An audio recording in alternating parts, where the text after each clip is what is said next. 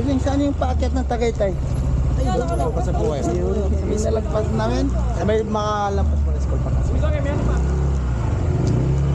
Thank you, thank you. Ay, nako. Naligaw pa kami. Bali, ang oras sa ngayon ay 11:35.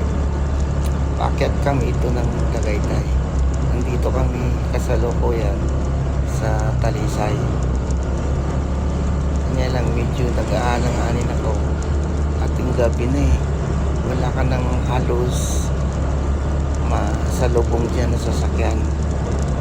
Paakyat na kasi ito eh. Medyo natatakot ako ng kaunti. Kung ano, kaya kung may bubulaga pa sa amin sa gitna ng kabundukan na ito. Ay, ito pala yung paakyat.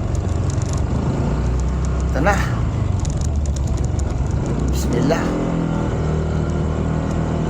Yan yung convoy ko. Isang IDP rin. Pero may OBR yan.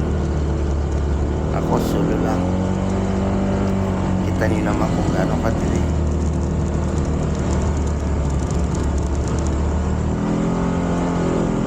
Ang ayaw ko lang talaga dito sa IDP, may iwan yung ilaw eh. Kahit nakaliko ka na, yung ilaw mo naiiwan. Hindi kagaya ng ibang motorcycle na sunod-sunod yung ilaw eh. Kung saan mo ililiko yung manibela mo, andun yung ilaw eh. Tingnan mo. So, nag-signal pa yung memory card ko. Running fully storage na. Balik kung saan naabot.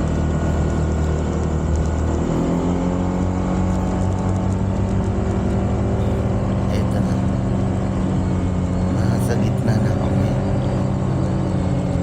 Sana man lang may masalubong kami na sasakyan or masundan namin. Medyo tumatayo ng mga balahibo ko dyan. Ang lamig pa.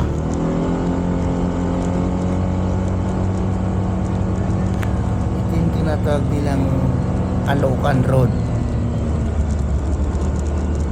Bali ang labas mo nito yung sa may round ball sa Olivares. Yun talaga ang matutungo. Minsan na kami dadaan sa may Sungay Road. Kaya lang medyo hindi pa sanay yung kasama kong rider. Takot daw siya dumaan doon.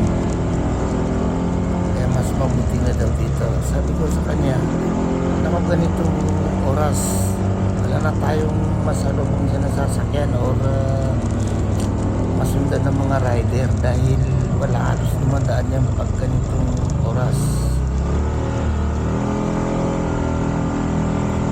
Gusto dito, yun. Napasok ko na kami. Ayan na. Ay, may sasakyan. Isang kotse.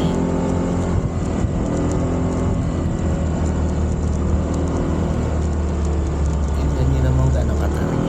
Hindi naman siya matarik. Kaya lang, puro kurba kasi ang daan dito. Mas matarik nga yung sa may Sungay Road. Dito, kurba lang talaga dito. Ang mga trail dito. Naman masyadong umirit dito dahil baka mabulaga kapag liko mo. Umiikot pa yung kamera ko.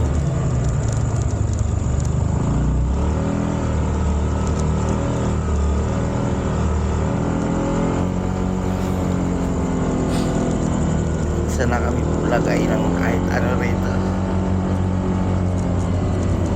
First time ako dumaan dito na ganitong oras. Mag-umaga na eh. Mag-alas 12 na eh. Bali, check time.